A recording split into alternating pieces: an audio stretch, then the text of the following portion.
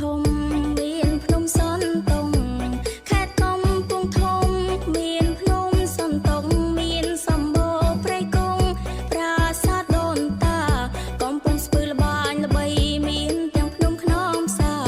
កំពង់ស្ពឺល្បាញល្បីមានទាំងភ្នំខ្នងផ្សាឆ្នេរកែសែនល្អអស្ចារ្យទេសចរត្រៀបត្រាហោហើយ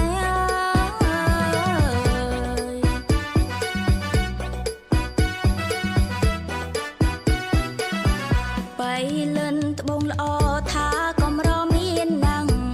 បៃលិនត្បូងល្អថាកំរមានណាំងសៀមរាបសែនឡឡាំងមានប្រាសាទអង្គរកំពតដួងច័ន្ទមានភ្នំបូកគោសែនល្អកំពតដួងច័ន្ទមានភ្នំបូកគោសែនល្អទីក្រុងភ្នំពេញកកទាំងដីបវរកម្ពុជា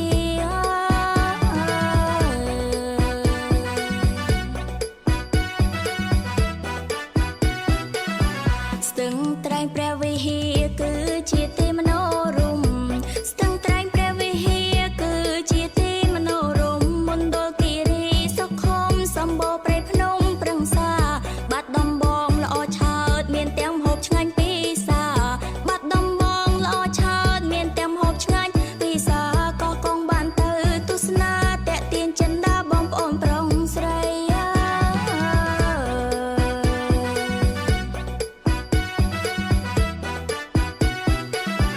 ក្រចេញសម្បូរផ្សោតថាជាប់មាត់ស្ទឹងត្រែងក្រចេញសម្បូរផ្សោតថាជាប់មាត់ស្ទឹងត្រែងឧត្តរមានជ័យព្រៃវែងសំរងសែនល្អឯងកំពុងសោមនៅឆ្ងាយអគារតូចធំច្រើនអាណែងកំពុងសោមនៅឆ្ងាយអគារតូចធំច្រើនអាណែងបន្ទាយមានជ័យល្អប្លែកស្វែងរៀងក៏ប្លែកនៅក្នុងចិនណា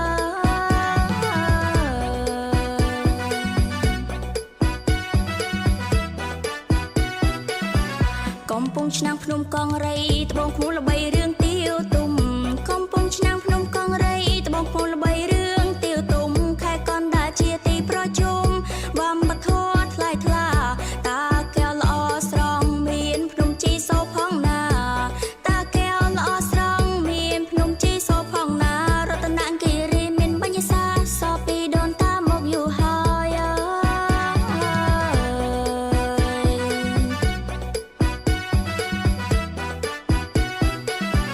ខេត្តកំពង់ចាមមានស្ពានគីសូណា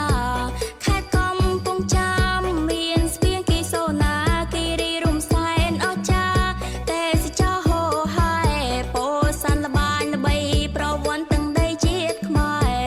ពោធិ៍សាត់ល្បាញល្បីប្រវត្តិទាំងដីជាតិខ្មែរលោកតាឃ្លាំងមឿងពូកែយើងត្រូវតែដឹង